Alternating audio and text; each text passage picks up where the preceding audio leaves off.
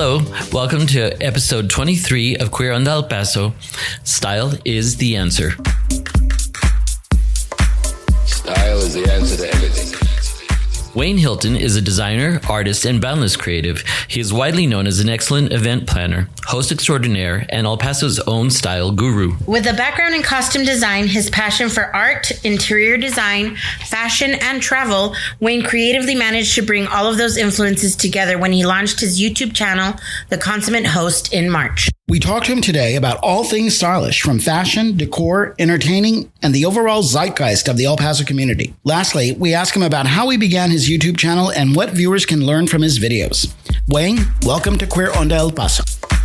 Style is the answer to everything. Wayne, so tell us a little bit about your history and how you became involved in so many creative endeavors. Oh my goodness, where to even begin with that? So I'm originally from Las Cruces. I was born and raised in Las Cruces. Of course, grew up Las Cruces, El Paso, Juarez. So I truly consider myself, a citizen of this area. I've lived in El Paso 16 years now. Absolutely love El Paso. Consider it home. Love living in a border city. I was so fortunate. When I was growing up in Las Cruces, I had a nanny from Delicias, Chihuahua. So I grew up going to Chihuahua since I was a kid. And there is born my love for Mexico. I have traveled, travel is really my balance in life. I have been to every corner of the globe, and Mexico is my favorite country. And so I love living here. I love living next to a city that has an airport that's so economical to fly out of for travel in Mexico. Yes, so easy. Yeah. But, going back to kind of my influences and what got me to be kind of where I'm at today, I without a doubt, the influence of my mother.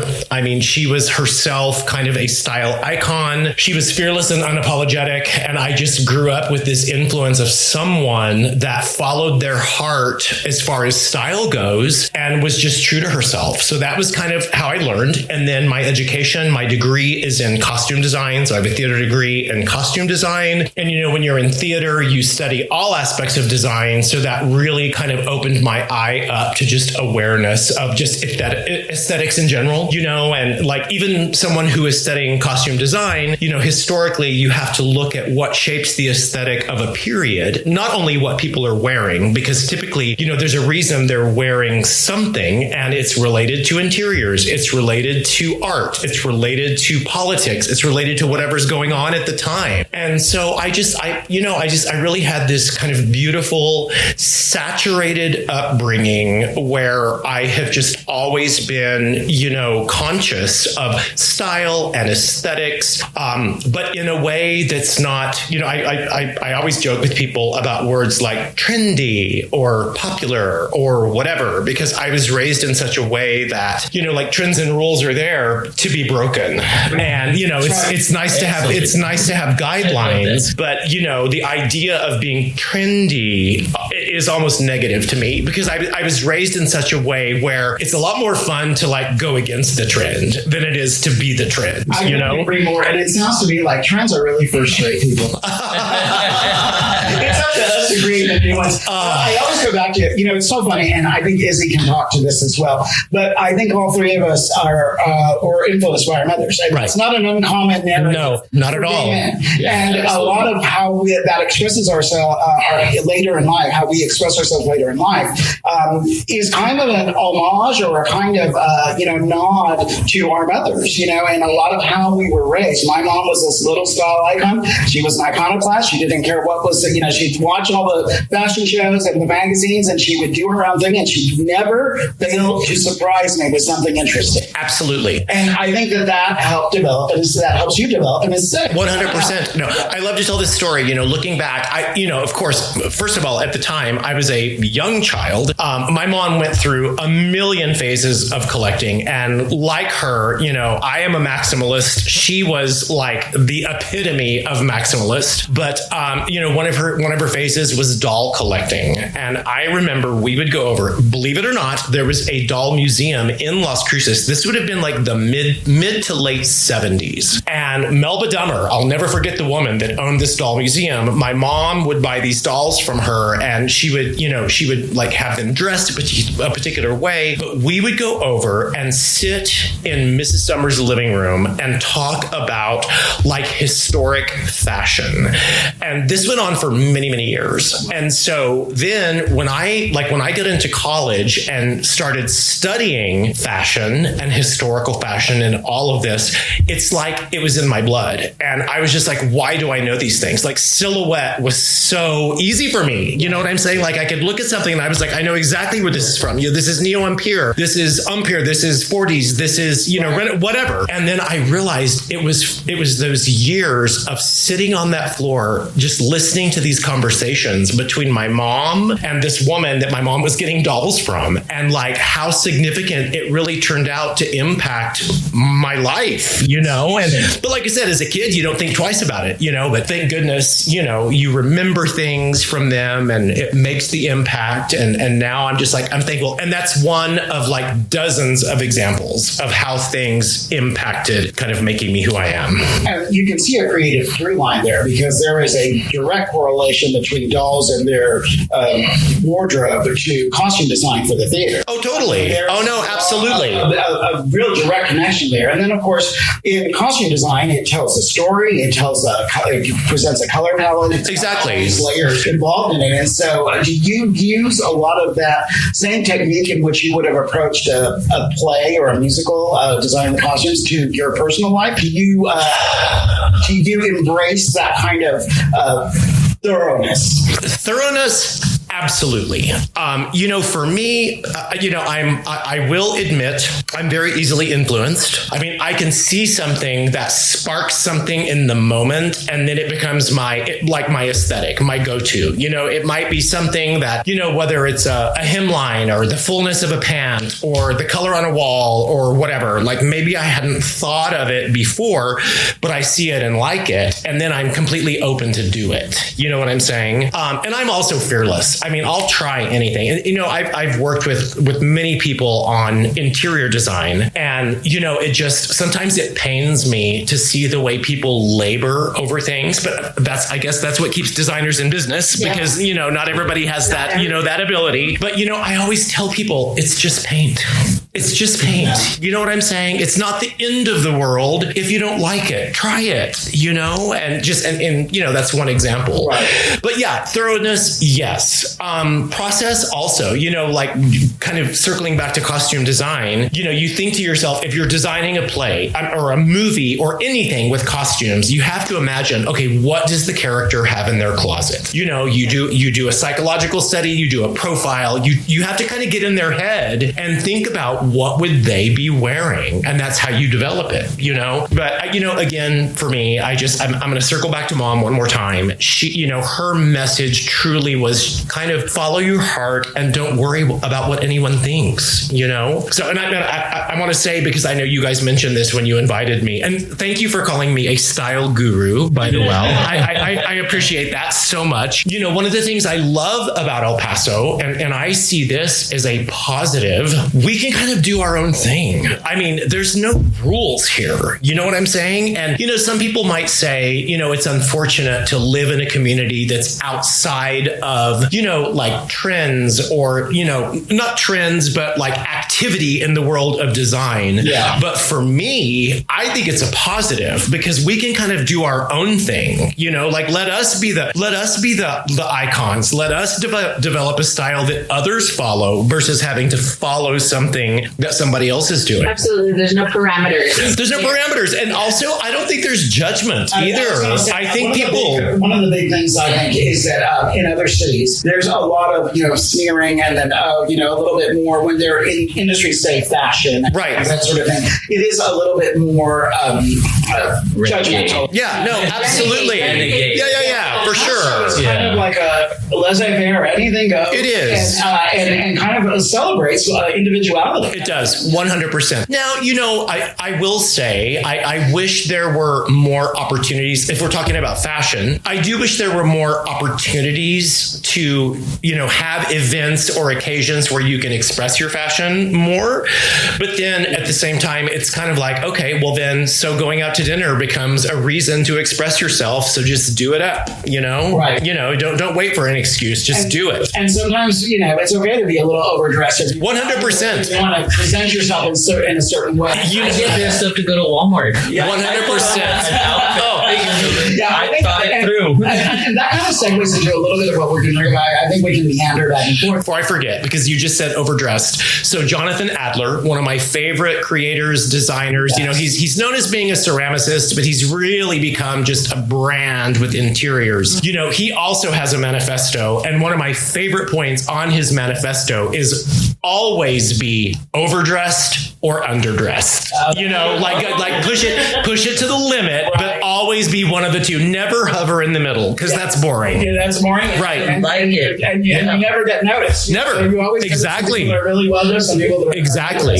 Yeah. To that end, we were talking a little bit about fashion and style. And so how would you, going back to this idea of El Paso being a kind of hodgepodge of influence here, how would you describe El Paso in style? Oh my goodness. That is a great question. And it's there. I'm going to tell you right now, there is no specific answer to that question. So I think the true answer is exactly what we were saying before. It's kind of like anything goes, because we're accepting as far as style goes. We're non-judgmental. For myself personally, as I mentioned, when we were kind of chatting before we started the podcast, I love the fact that this is a border city. I love the influence that comes in through Mexico.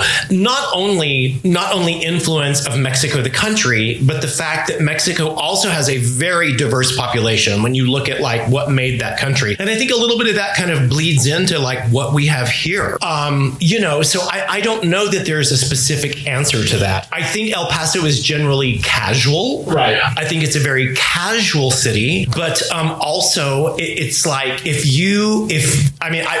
have a cousin that comes up to see me from Las Cruces like twice a month, and we love to go out to dinner, and we always dress. Like she loves to dress, I love to dress. And the beauty of a place like El Paso, it doesn't matter if you go out to dinner someplace and there's people in jeans and t-shirts, they're not going to be weirded out that you're dressed up, and we're not weirded out that they're not dressed up. It kind of all lives hand in hand, It creates a lot of opportunity for people really to express themselves. Totally. One of the things that I like about being so close to Mexico is that we kind of take for granted kind of the European influence that you feel. That's what I was referring to. And one of the things that I like is sometimes on a Sunday afternoon, you see these families, they're very well dressed. They may not be wearing, a suit, but they're all, their look is very well thought out. Everybody is really kind of presenting themselves in their typically your stereotypical Sunday best. 100%. And some of that still exists. It does. Yeah. No, absolutely. And that's a big part of the El Paso community. You also have your guys in Dallas Cowboy t-shirts and flip-flops. And exactly. They all intermingle. Right. Totally. Yeah. Totally. Well, and it's interesting. You can always tell this,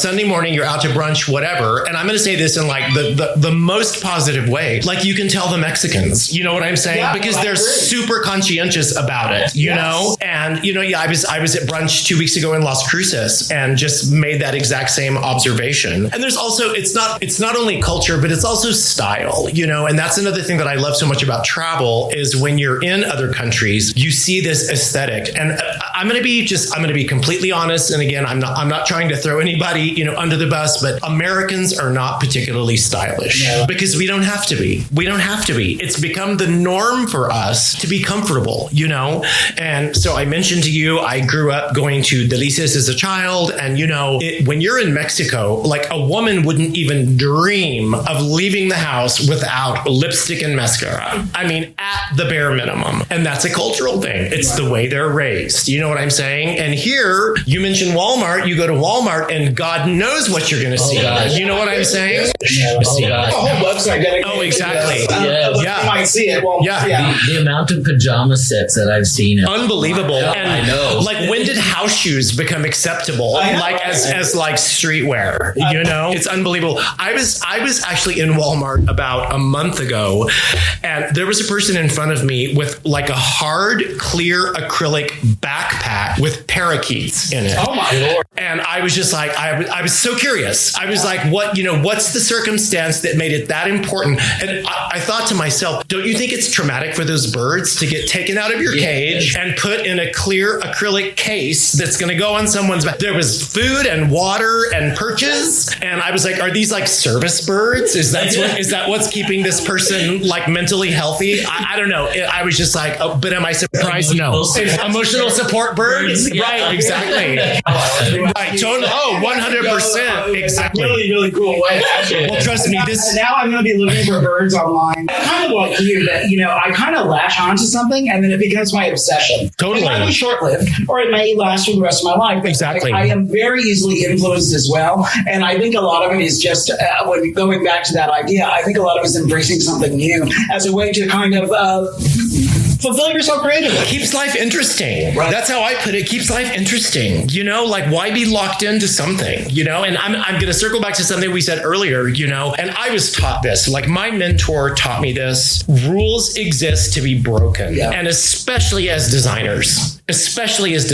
And I do believe that, especially now, obviously the internet is such a resource and I'm so happy, but it's like, let's go back 10 years. HGTV is just getting popular. There's 1,000,001 home remodel shows, makeover shows, all this stuff. And all of a sudden, everyone is a design expert. Right. Not true. Right. Not true. Because if you look at a lot of those, and for those of us that are in the industry, you can see how some of it's staged. You can see, what went into making it happen. So my point with saying all of that is you've got to understand why those design rules are there, whether it's fashion, whether it's interiors, whatever it is. You've got to understand the rules so you understand why you're breaking them versus just doing whatever the heck you want and saying, I can do whatever I want. Well, you know what? You can do whatever you want. It's great. But, in the kind of design world, there is some structure to it. There has to be a reference. Exactly. Yes. The same is true in graphic design. Yeah, absolutely. I was just going to say that. You know all the rules, and you know all the things that you're taught to do. And when you come across an opportunity to break them and do it well, it's what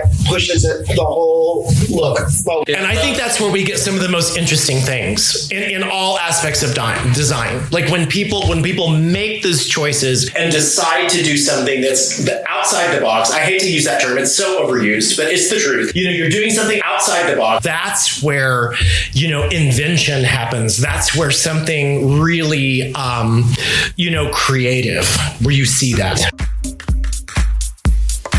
Style is the answer to everything. Wayne started his YouTube channel, The Consummate Host, in March of 2025. Here's how it began. Every week, I'm going to be sharing tips and inspirations around the art of being a great host. And since a lot of my inspiration comes from the worlds of design and travel, I look forward to sharing a lot of stories with you. Style is the answer to everything. Among all of your creative endeavors, your YouTube channel, The Consummate Host, is your newest. Why did you decide to start your YouTube channel, The Consummate Host? Oh, my goodness. That's such a great question. I think for me, hosting has always been a part of what I do. And it started at a very young age. I grew up with it. We were talking earlier, but just the influences that our mothers have had on us. And I was certainly no different. And, I love to tell the story that when I was a young kid, I have no siblings. So, it was just me and my parents. And, when I was a young kid, as soon as I was tall enough to reach the dining room table, my mom had me start setting the table every single night for dinner.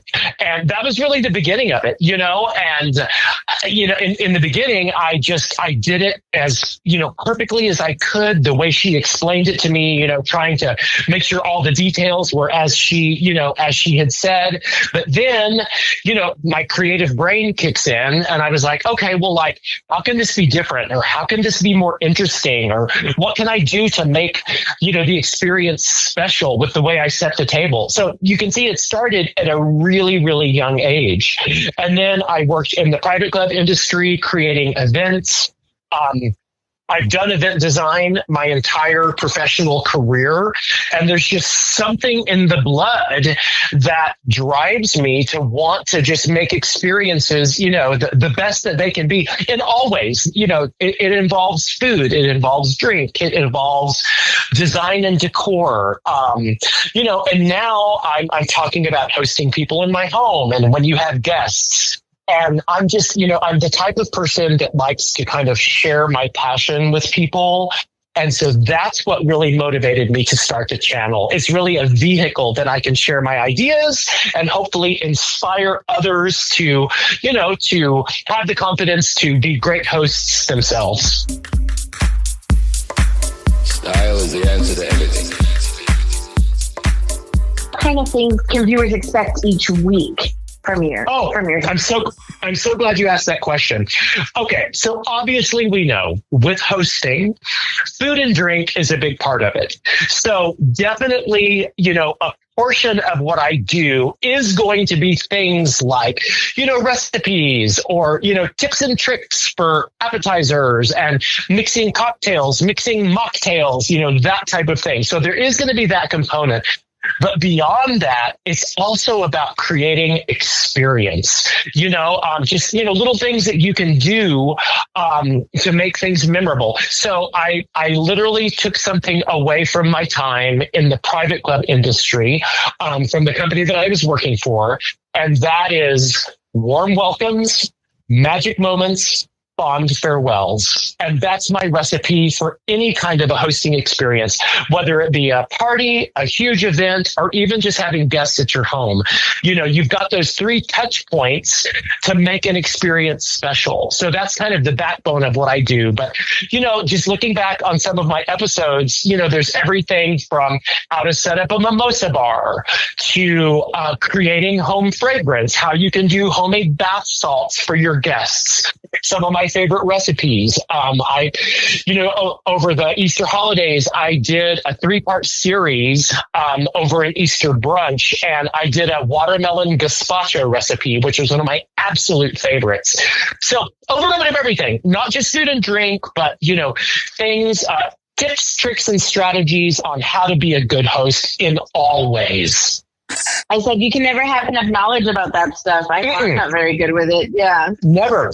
And a lot of ideas, they come and they go, but, you always constantly have to be reminded, because anytime, even if you're the most seasoned of hosts as yourself and those of us that host people regularly, every occasion is a new experience. And I love that you emphasize creating that experience, because you certainly don't want things to be routine. You want things to be zhuzhed and new and exciting, and perhaps a new food or a new drink. And I think that fresh. And so you'll never run out of material to talk about, because you constantly are reinventing. You've just opened like 3 doors in my brain that I want to walk through and talk about. When I first started doing this, I have a team of people that help me produce my content. I knew from the beginning when I launched my channel, I want to stay 100% focused on content and developing what I talk about. I don't need to be sitting in the computer editing. And, when I first started meeting the team, and it was so much fun when we kicked off the Consummate host, I had everybody over. I did a spread. They were just like, oh my God, now we see what you're talking about. And, one of the first questions they asked me was, do you ever worry about running out of content? And I said, I don't have enough life left in me to cover all the content that I can do. You know what I'm saying? Yes. And I also love to share this too. You know, and this is the way I work. You know, I mapped out 1 year of content based on one episode a week. So 52 episodes I mapped out before we even started. And once we pulled the trigger, I don't think I've done any of what I mapped out because it all happens so organically. It's also organic. You get ideas. Style is the answer to everything. The Consummate Host is not just about hosting, it's also about travel, as Wayne introduced a new segment called Wayne's Wander List. Here's how he kicked it off. We're launching our new series of episodes that will be quarterly called Wayne's Wander List. So with Wayne's Wander List, I'm going to share travel experiences and how they motivate me as a host, and maybe give you some ideas about when you're traveling, you can find inspiration. Style is the answer to everything. So just so you guys know, I literally just stepped away from the camera like 30 minutes ago before we did this call because I just shot my next episode and it's part of a quarterly series. So for a year, and it's called Wayne's Wander List. And what I do is I take a trip and I share how that trip inspires me as a host. A couple of months ago was about Paris and everything that I experienced and brought home from Paris. That was an incredible, you know, just motivator for me. And the one we shot today was Nepal and India. You know, I spent 18 days in Nepal and India earlier in the year. And between the food and the textiles and the culture and the visuals, so many ideas on how that can transfer to hosting. So, you know, you're going to get a bit of travel along the way as well with the Consummate Host. You know, That's recalls, so exciting. Yeah, and I mean this as a huge compliment, but that recalls a lot of Julia Child's, take on her cooking show. Is that she said it isn't just a cooking show; it's a travel show because we learn through food, and she also made it a point to pair wines, and she did all these things. So I think that this is really great that you're bringing this concept where hosting, really is all encompassing. It's a way of the way you approach your life. It is, so my second or third, I can't believe this blows my mind. Since we pulled the trigger, I just recorded my 23rd episode, and it just blows my mind. I can't believe how quickly time is passing. But one of my very first episodes, it was my second or third episode, was how to set up a home coffee bar. So that just gives you how to set up your home coffee. I say how to. I really want people to understand that I take pride in being an authority on the things that I'm talking about, but I'm never telling people how to do anything. All I'm doing is sharing ideas and giving, tips and tricks and trying to inspire people to take what I've experienced and do it on their own, do their own version, because that's what makes a good host, I also in my summer hosting, I did an episode on, tips for hosting of the summer and, summer parties. And, one of the things that I always talk about is the greatest gift a host can give their guest is time and attention, meaning, prepare so you can enjoy the event yourself. That's so true. Wayne, one of the things that I noticed about when I go through, when I'm hosting a party, especially a larger scale party, so much of my time is taken up with all the details in the moment. And you're absolutely right. One of the most important reasons that you're there is for your guests, and you kind of need to stay focused on that. Absolutely. Well, I have a manifesto. So my manifesto is it's basically like 20, and they're meant to be kind of, irreverent. They're fun, but they're so true.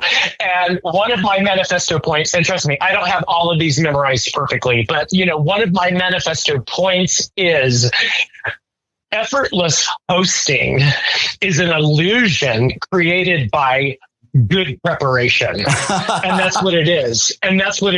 Yeah.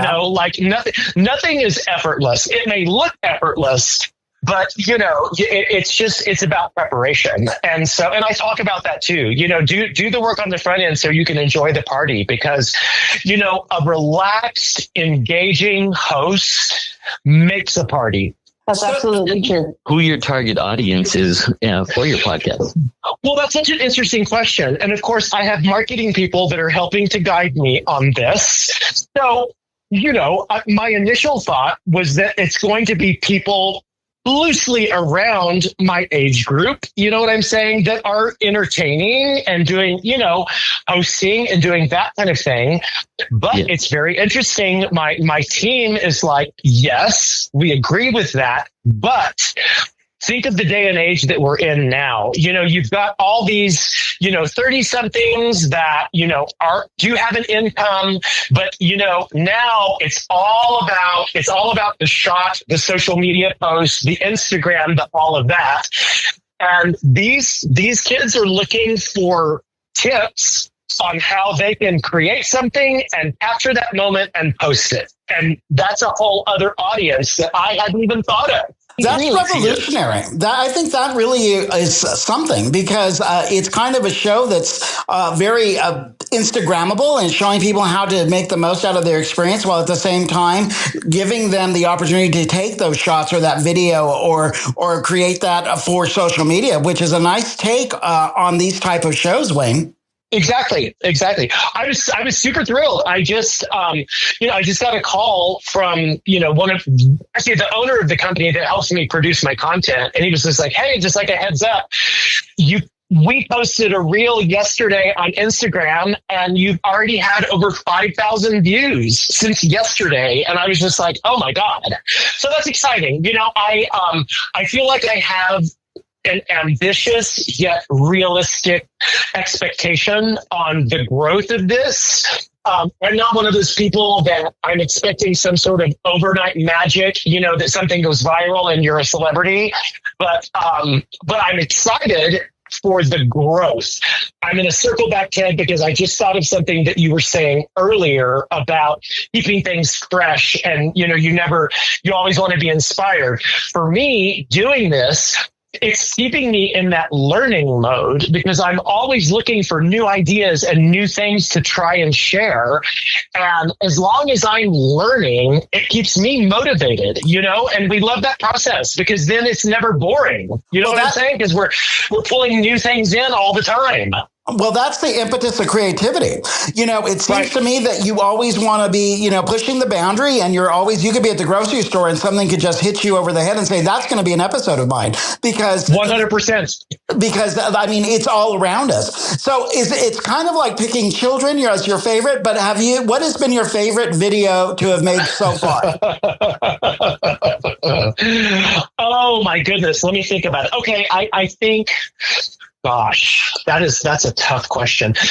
I think one of the ones, it's actually a portion of a video that I just loved it so much because it's so simple, yet so versatile and fabulous. It's a family recipe. It only has 2 ingredients.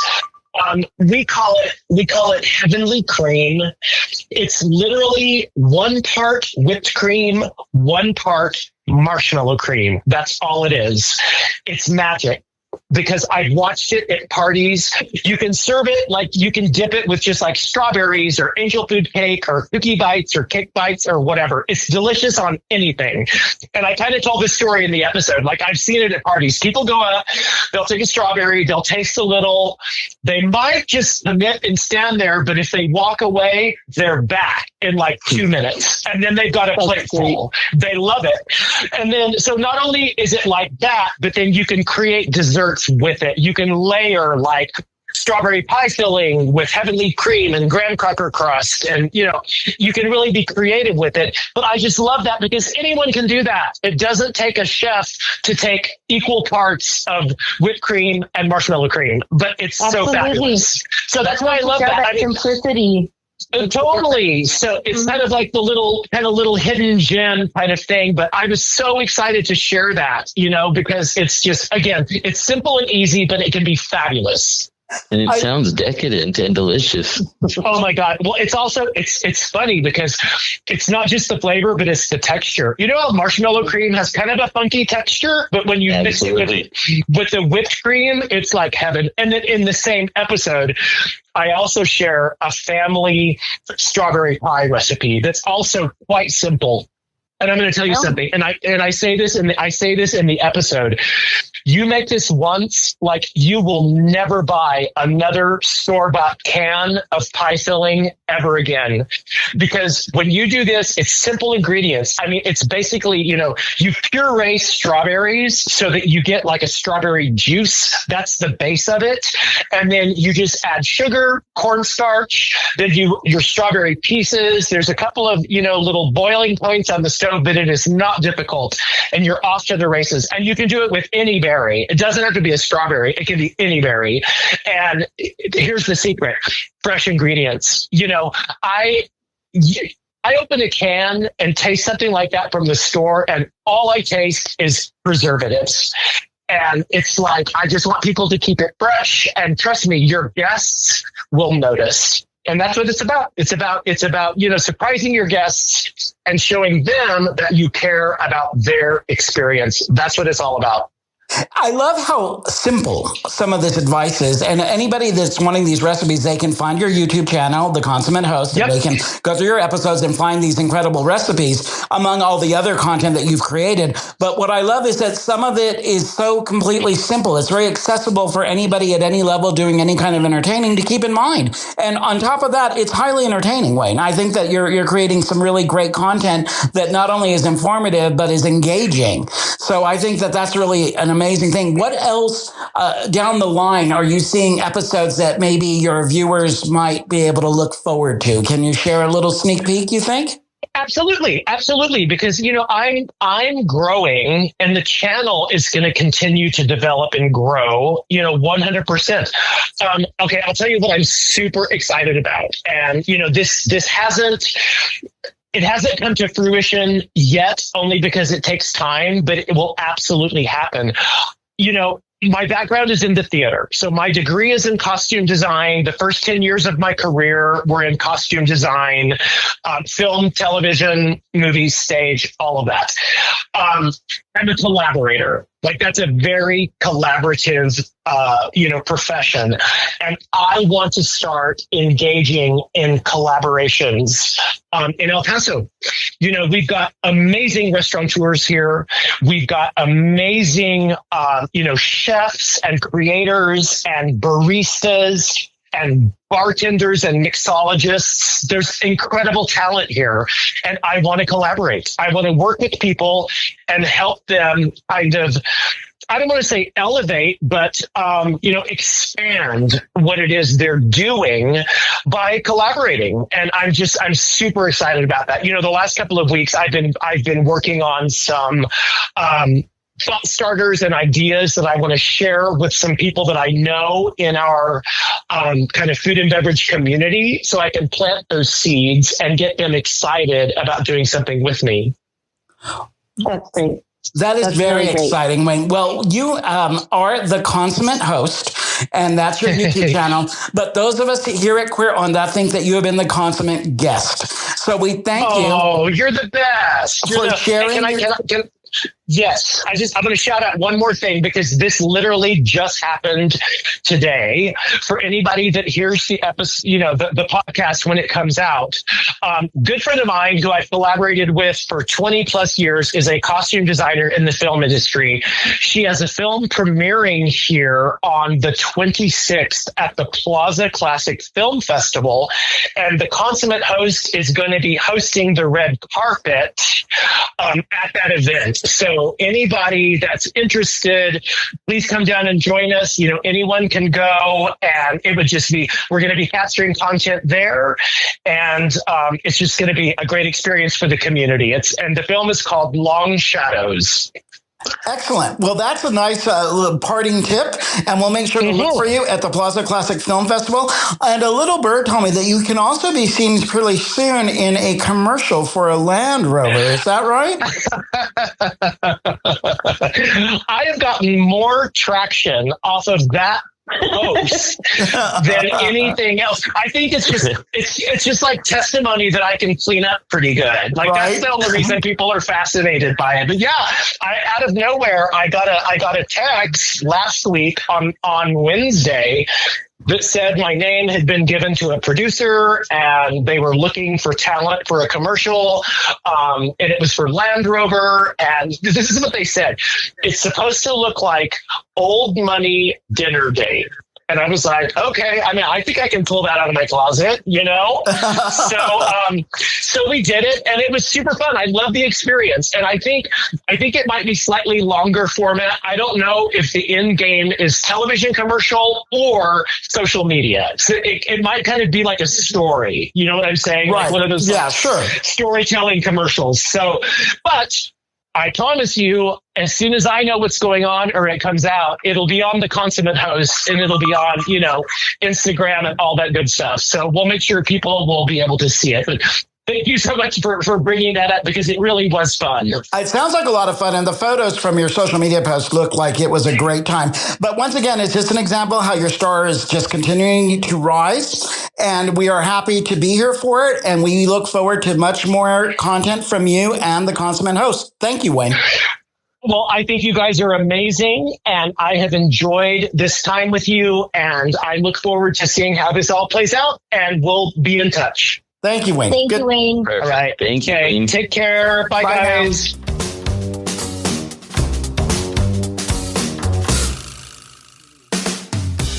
Well, that was inspiring, don't you think? I mean, it's amazing to think that somebody local with such an understanding of our community and the world can bring his ideas of fashion and design and style and entertaining, don't you think? I think it's really also cool that he chooses to be here after having such a world-traveled experience and aesthetic and those kinds of things, and still wants to call El Paso home. And appreciates it and gets it. You know, I mean, we're not the style capital of the world. We never will be, but we certainly are our own style.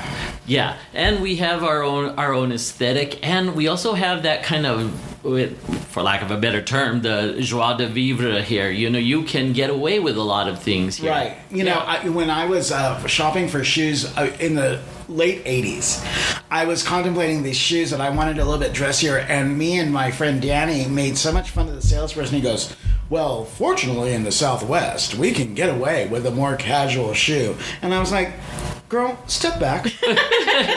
No one tells me about shoes, okay? But it was funny. And also, in all fairness, it was true. We can get away with a more casual style, but that doesn't mean that it doesn't have to be style-less. Casual can be really cool, and there's some really cool people doing some really nice things on the streets of El Paso. I'll say that. Oh yeah, absolutely. And for me, you know what, I always think it as stylish, and I know that, you know, it depends on who you are, but for me, always the Converse. I can always use a Converse and it'll always look good. It looks good with slacks, it looks good with jeans, it looks good with shorts. I think that's something that's, I think, also an El Paso thing. I agree. I know it's been a national kind of trend, but I think that a lot of its roots can be found in barrios like El Paso, you know, for sure. And a lot of the implements from the Chicano world and some of the art, you know, the Dia de los Muertos thing, I mean, all of those things kind of influences kind of come together, and it is kind of developing El Paso's own unique brand. And as much as I don't like to embrace El Chuco,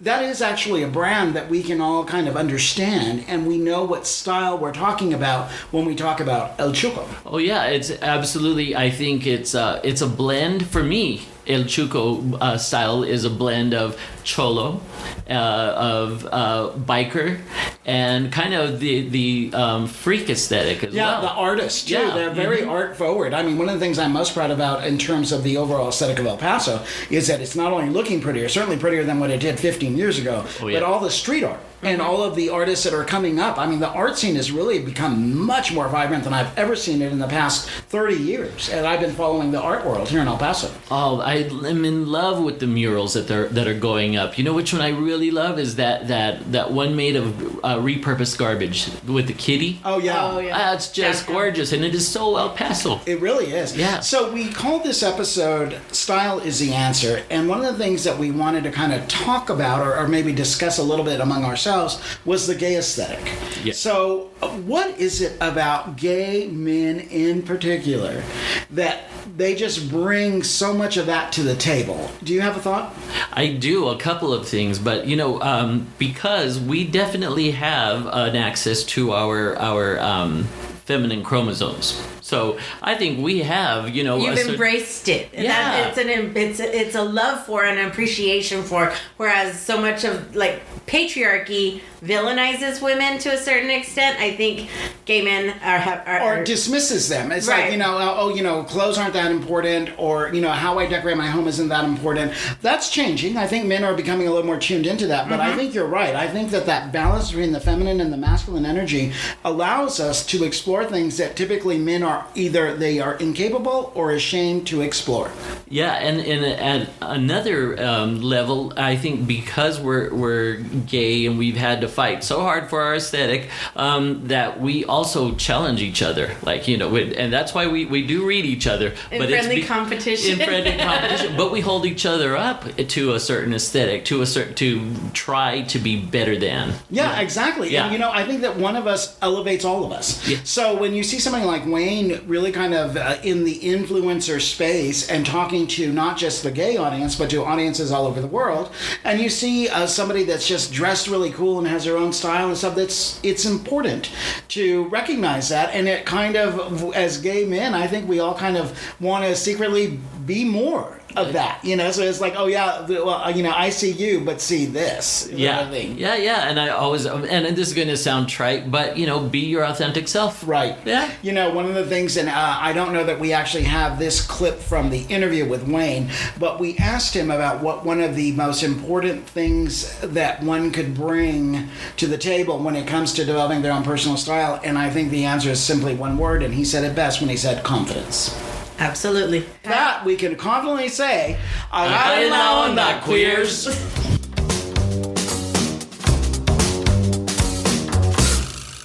We'd love to hear from you.